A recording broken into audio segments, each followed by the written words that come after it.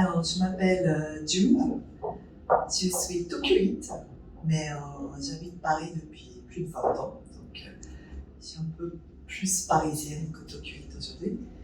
Et je suis 100% japonaise, mais alors, depuis l'âge de, je dirais, 17-18 ans, mon rêve c'était de venir en France. Pourquoi? Je pense que c'est parce que c'est l'art de vivre à la française qui me faisait rêver en fait. Tout ce qui est autour de vraiment le savoir-vivre, les boulangeries, les cafés, Paris, la Tour Eiffel, tout ça. Et donc je savais que j'allais venir en France, c'était devenir un peu le but de ma vie. Et c'est ce que j'ai fait après mon bac plus 4. Je suis arrivée à Paris. J'ai fait Sciences Po Paris parce que à l'époque je voulais écrire en français, mais bon, on m'a dit que c'était pas vraiment un plan de carrière. Je voulais pas vraiment faire le journalisme non plus. Donc je me suis dit je vais approfondir ma culture générale et je vais voir ce que je vais faire après. À Sciences Po, j'ai eu l'occasion de faire des stages. Et c'est comme ça que j'ai connu le monde de luxe français. Et après, j'ai travaillé pendant 17 ans dans la maison Louis Vuitton. Alors, j'ai pas eu de choc. J'avais vécu 3 ans en Angleterre et j'étais déjà bilingue. Je parlais déjà français quand j'y arrivais, important. Et donc, j'ai pas eu de choc à proprement parler. Et j'adorais la France, j'adorais Paris. Donc, j'étais plus dans mon élément quand je suis arrivée ici. Ce qui m'a vraiment frappé, c'est, comment dirais-je, c'est l'esprit de critique à la française, surtout à Paris. Et c'est ça, alors, être français, c'est avoir cet esprit critique, c'est le goût du débat, c'est oui ou non entre amis, en famille, partout. Il faut avoir un avis, il faut dire qu'on est contre, il faut s'affirmer. Et ça, c'est quand même très différent de la culture japonaise. Oui, je dirais que c'est vraiment la plus grande différence entre l'esprit français et japonais, parce qu'on a aussi beaucoup de points en commun. Les Japonais adorent la France et les Français de plus en plus le Japon. Et je pense que c'est parce qu'on partage vraiment un sens esthétique commun. Je pense que c'est deux peuples au monde qui peuvent effectivement partager plus de choses qu'avec d'autres pays. Mais ceci étant dit, la plus grande différence pour moi, c'est cet esprit, comment dire, le goût du débat. Parce que c'est ce que j'ai appris à Sciences Po. Il faut absolument définir son sujet, n'est-ce pas, au début. Si tu ne définis pas, et ensuite, qu'on soit pour ou contre, il faut aller défendre son idée et expliquer pourquoi. Et ça, je pense que quand vous êtes français, vous faites ça naturellement. Ma fille qui est franco-japonaise, elle a 8 ans, mais elle fait ça depuis qu'elle a 3 ans. Elle va me dire « c'est mon droit, maman, parce que… » Et au Japon, on n'a pas cette culture d'abord de définir les choses, on est plus dans le ressenti. Et je me dis, c'est parce que historiquement, culturellement, l'idéal entre nous, c'est de se comprendre sans se parler, sans avoir à définir, à expliquer. C'est pareil dans la religion indigène, le shintoïsme, idem dans le bouddhisme zen. Il n'y a pas d'écrit, il n'y a pas de parole, il n'y a pas d'apôtres qui vont aller expliquer, parce qu'on considère que la vérité est ressentie. Et pareil dans les arts martiaux ou dans les cérémonies de thé, les cérémonies de fleurs, le maître va juste transmettre les gestes pendant 5 ans, 10 ans à des apprentis. Il n'y aura pas d'explication de pourquoi, le comment, etc. Il y a cette absence de parole, cette absence de définition et d'explication. Je pense que ça peut être assez étonnant pour un Français, parce que c'est vraiment à l'opposé de cet esprit de clarté à la française. Quand j'étais petite, j'étais plus dans la danse. Je pratiquais la danse classique, donc J'étais plus dans la musique occidentale, la danse classique, etc. Et après, quand je suis arrivée en France, j'ai eu la chance de travailler pendant 17 ans dans la maison Louis Vuitton, direction de la communication. Je suis arrivée en 2004 et c'était l'époque où il y avait les collaborations entre l'art et la mode, ou l'art et le luxe. Louis Vuitton a été précurseur dans le domaine. Il y avait bien sûr la collaboration avec Takeshi Murakami. Et depuis cette époque, l'industrie de la mode et le luxe a suivi un peu cette tendance et a cassé les frontières, je pense, entre vraiment l'art et l'art plutôt contemporain. Et on a vu que quand on casse les frontières, on a une créativité assez folle et intéressante. Et donc, c'est là où j'ai découvert un peu le monde de l'art contemporain. Et je me suis baignée dedans pendant à 17 ans. J'ai eu la chance de travailler et visiter les studios de Murakami, de Yayoi Kusama, de Richard Prince. J'aime beaucoup, même aujourd'hui, l'art contemporain.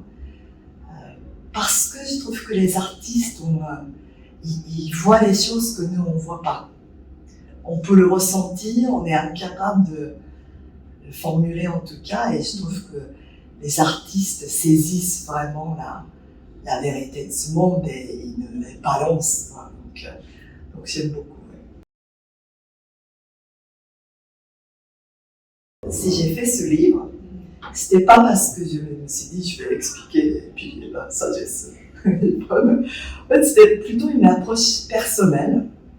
C'est parce que pendant que je travaillais dans l'industrie de la mode, je me sentais plus parisienne que tokyoïte.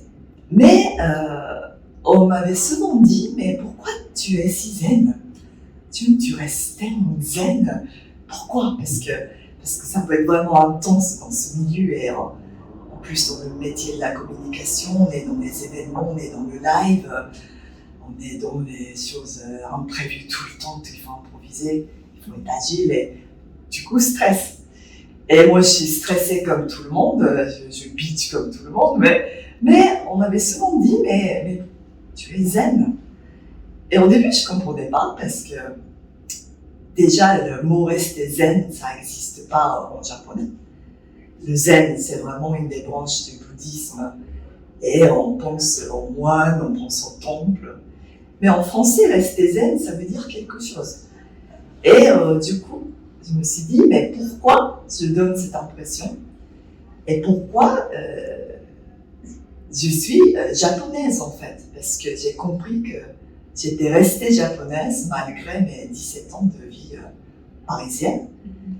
Et en France, quand on dit on est français, c'est assez facile, n'est-ce pas, de définir des valeurs françaises. Vous allez me dire liberté, égalité, fraternité. Et c'est ça qui fait qu'un Français est un Français. Et si vous demandez ça aux Japonais, on aura beaucoup de mal à répondre. Qu'est-ce que c'est que d'être japonais? C'est tellement évident qu'on ne saurait pas répondre. Donc j'ai commencé à réfléchir sur cette question. Pourquoi je suis japonaise et qu'est-ce qui fait que je suis japonaise? De là, j'ai ressorti 4 notions qui me semblent clés et qui peuvent définir cette attitude que j'appelais la japonitude. Et moi, je pense que ça se partage aussi. Ça veut dire qu'il ne faut pas être né au Japon ou parler japonais pour ressentir ces valeurs japonaises. Je pense que n'importe qui peut les sentir, justement. Et c'est ça que j'ai voulu expliquer dans mon livre.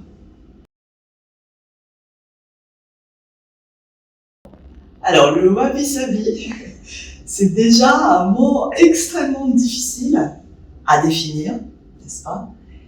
Et si vous demandez le wabi-sabi à un japonais, pareil, il sera incapable de vous le dire et de le définir, parce que, comme j'expliquais, au Japon, on n'a pas culturellement l'habitude de définir ce qu'on ressent.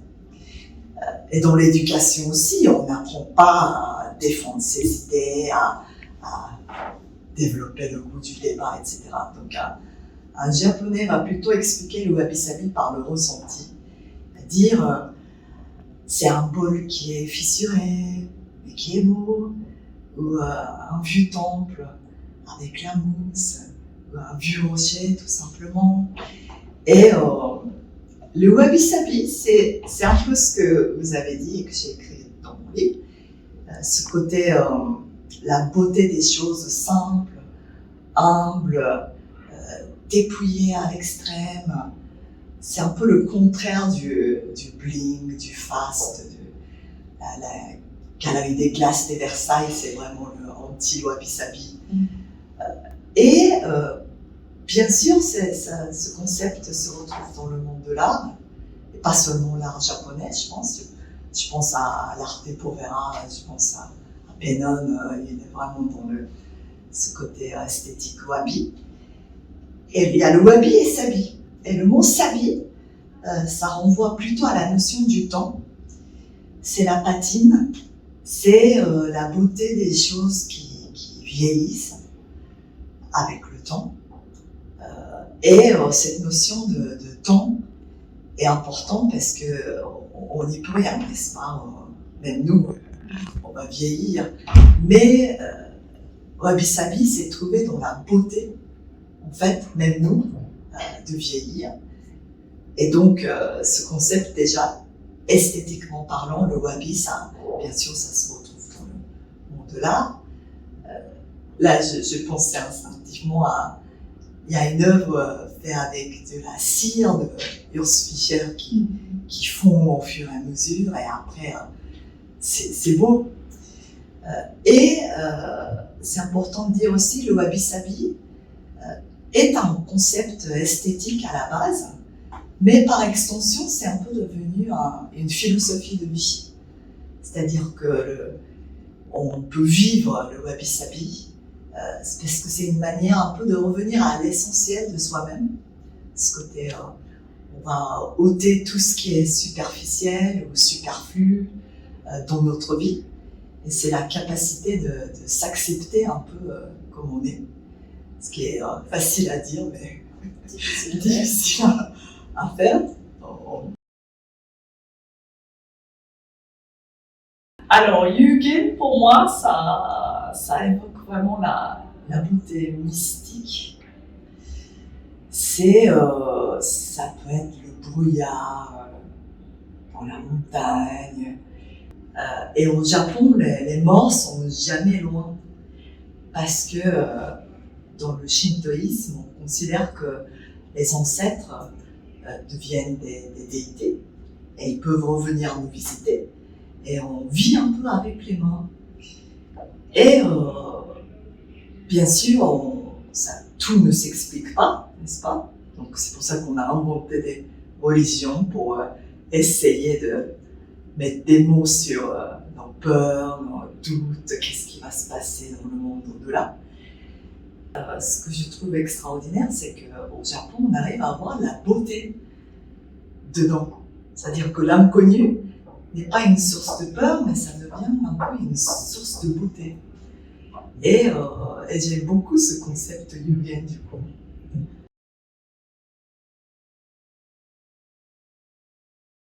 Cette notion de la beauté, qui est assez particulière au Japon, parce que quand on dit beauté, on parle de la beauté mystique, le Yugen, la beauté de l'éphémère, ça peut être la beauté de l'imprécision, ou la beauté de l'asymétrie. C'est des notions qui peuvent être à l'opposé des canons de beauté à la française, mais en même temps, les Français sont extrêmement sensibles, je pense, à ces notions de beauté japonaise. Et c'est souvent les Français qui découvrent, qui mettent des mots sur ce qu'on ressent au Japon. Je pense au japonisme. C'était en France, n'est-ce pas? Et c'était les estampes japonaises qui ont capté l'attention des artistes comme Monet, Van Gogh, etc. Et les estampes japonaises, au Japon, ça n'avait pas de valeur artistique. C'est comme des petits posters, des landscapes ou des acteurs de kabuki, etc. Et c'est des Français qui ont, pas découvert, mais qui ont un peu décelé la valeur artistique des estampes. Même aujourd'hui, les artistes comme Takashi Murakami, certes, il était déjà connu, mais c'est en Occident, surtout en France, qu'il a eu un succès fulgurant et depuis qu'il est devenu ce qu'il est aujourd'hui. Parce que ce qu'il fait est tellement, comment dire, les styles manga, il y en a tellement au Japon. C'est-à-dire qu'au Japon, il y a un mascotte pour une chaîne de télé, une préfecture, la mairie de tel village, tellement de mascottes on n'a pas forcément vu une valeur artistique de ce que fait un artiste comme Murakami, n'est-ce pas? Donc, moi, quand vous me dites la différence de perception artistique, je pense plutôt à comment dire, la perception française qui est capable de voir ce que nous, au Japon, on ne voit pas. Mais maintenant que vous me posez la question, c'est vrai qu'au Japon, on a une tendance à privilégier la beauté naturelle des choses, que ce soit dans les arts plastiques ou les arts, tout type d'art. Et donc la mise en scène ou l'artifice sera moins favorisé ou apprécié, je pense, que la beauté naturelle. Et ça remonte pas loin parce que on est dans un pays où on a 4 saisons tellement différentes et on subit aussi à la fois la beauté et la terreur de la nature et on est extrêmement sensible à la beauté de la nature tout court. Et c'est notre source principale d'inspiration.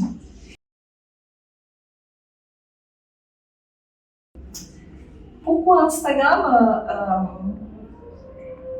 Parce que déjà quand je fais ce livre, c'est parce que en analysant ce qui fait de moi une japonaise, j'ai compris que ces valeurs japonaises peuvent vraiment être partagées et adoptées par n'importe quel Français, surtout dans le monde de l'art, mode, design.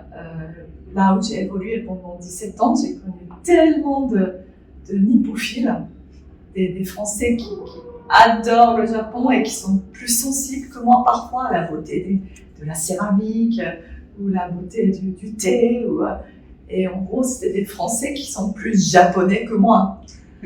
Et donc ça m'avait toujours intriguée.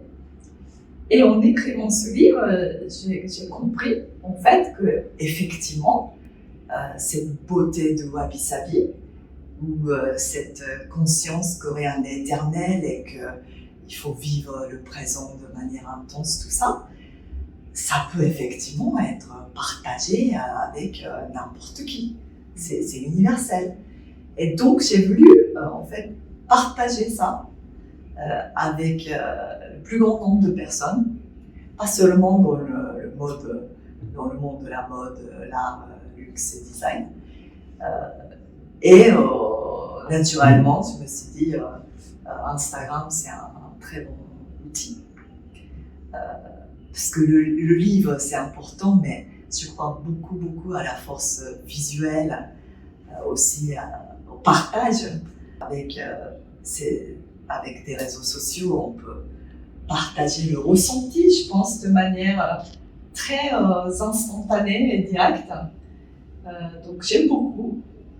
Je pense souvent à un livre que j'aime bien, qui a été écrit au XIe siècle, je crois, par Seishun Nagon, Les Notes de chevet. C'est une dame de la cour, elle vivait avec l'impératrice à Kyoto, et elle a partagé un peu les ressentis de sa vie. C'est comme un essai, un recueil, et elle va dire ce que je trouve beau ou ce qui m'énerve. elle peut bitcher sur la cour, c'est assez incroyable, elle peut parler de ses nombreux amoureux. Et mais il y a une sensibilité artistique et esthétique dans ses écrits. Elle décrit vraiment ce qui la frappe en automne, au printemps, c'est extrêmement beau. Et c'est un livre que j'adore, je le lis souvent. Et je me suis dit, cette journaliste, si elle vivait aujourd'hui, elle fera l'Instagram. C'est évident, elle va. Et donc, c'est pour ça que je partage, en fait. J'essaye d'être spontanée et authentique. Ce que j'aime pas trop quand c'est trop léché et fake. D'ailleurs, on le ressent tout de suite sur ces réseaux. On s'en lasse tout de suite. Et je pense qu'il faut être authentique si on veut que ça résonne. Et ce qui me plaît vraiment, c'est quand on me répond mais qu'est-ce que c'est beau ou c'est exactement ce que je ressens quand on parle de la beauté. Et là, ça me fait vraiment plaisir parce que c'est une preuve tangible qu'on peut partager. Et ça, je pense que c'est fondamental quand on a souvent peur de l'autre, n'est-ce pas? Et pour combattre le racisme, je pense que l'étape numéro 1, c'est de pouvoir partager ces valeurs et s'émerveiller ensemble devant ces valeurs qui sont peut-être pas les siennes, mais à laquelle on peut s'identifier. Mais déjà, je pense que ça pose moins de problèmes parce que vous n'êtes pas dans une approche commerciale. L'appropriation culturelle, pour moi, ça pose vraiment un souci. On voit beaucoup dans la mode, c'est un sujet super touchy. Quand on vend des objets après, effectivement, même si tu cites la source, c'est des personnes détenteurs de cette culture des sources peuvent être extrêmement vexées parce qu'on ne partage pas la part du gâteau, entre guillemets, etc. Donc, il y aura les parts de mécénat, etc. Mais bon, très, très, très compliqué comme sujet. Si dans le cadre d'une approche non commerciale, je pense que ça pose beaucoup moins de problèmes. Je pense qu'au contraire, s'inspirer des concepts étrangers ou autres, c'est un hommage. C'est vraiment un très bel hommage à cette culture, à cette notion, tout simplement. Et tant qu'on essaye de citer ou expliquer pourquoi, je pense qu'il n'y a pas de problème. Déjà, la notion esthétique, personne n'est détenteur en parlant de ces concepts.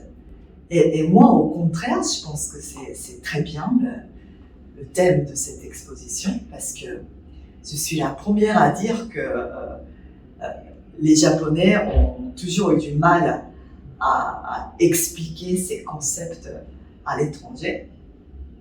Et moi, ayant passé des années dans une maison de luxe française, je peux dire que la France est vraiment des meilleurs au monde quand il s'agit de la communication, pour définir ses valeurs et de les communiquer dans le monde entier. Les Français sont vraiment, pour moi, bon, il y a les Américains qui sont très forts, mais d'une autre manière, mais les Français sont vraiment pas mal. Et les Japonais, non, pas du tout. C'est pas une condescendance, parce que les Japonais vont dire « Ah, mais le wabi-sabi, c'est tellement japonais qu'il va peut-être pas comprendre, ou j'arrive pas à l'expliquer parce que je peux pas le définir en 2 phrases. » Donc on reste un peu dans ce côté indécis. Et du coup, si vous regardez des livres sur le wabi-sabi, la plupart sont écrits par les non-japonais. Et pas les japonais. Et ce qui est très bien aussi, parce que je suis convaincue que c'est pas la peine d'être japonais pour comprendre et vivre le wabi-sabi. Mais je pense que les Japonais doivent quand même faire plus d'efforts pour communiquer, et ce sera l'objet pour moi d'un autre livre plus tard, je pense. J'écrirai en japonais pour dire aux Japonais comment mieux communiquer sur ces valeurs. Et encore une fois, les Français sont extrêmement sensibles à des notions artistiques et esthétiques japonaises ou ailleurs, mais surtout japonaises. C'est pour ça que nos deux pays ont ce lien très fort et réciproque d'ailleurs. Donc j'encourage vivement des initiatives comme ça, au contraire, quoi. Oui, quand je partage sur Instagram, vraiment ce qui me fait le plus plaisir, c'est quand spontanément quelqu'un que je connais pas du tout, n'est-ce pas, et avec qui j'ai rien partagé, va dire « Ah mais c'est tellement beau, c'est ce que je fais aussi !» Et là, je sais pas pourquoi, mais ça me fait vraiment plaisir. Il y avait aussi un vieux monsieur qui vit je ne sais où en France, et j'avais parlé un peu autour des notions de l'impermanence. Alors l'impermanence, c'est un mot qu'on n'utilise pas souvent, mais c'est de saisir la beauté d'une goutte de pluie qui tombe, ou les derniers rayons de soleil, parce qu'on sait qu'on ne le reverra plus jamais tel quel, puisque moi je ne serai plus la même, le ciel sera plus le même, et ce moment précis va jamais revenir, et c'est tellement rare, et c'est tellement beau, et ce monsieur m'avait dit, il a exactement ce sentiment quand il regarde les nuages passer dans le ciel. Mais il n'avait jamais mis les mots sur ce qu'il a ressenti. Et là, tu te dis, c'est formidable en fait. Mais bien sûr que oui, on peut partager ces notions et on peut partager ce plaisir et ces notions de beauté.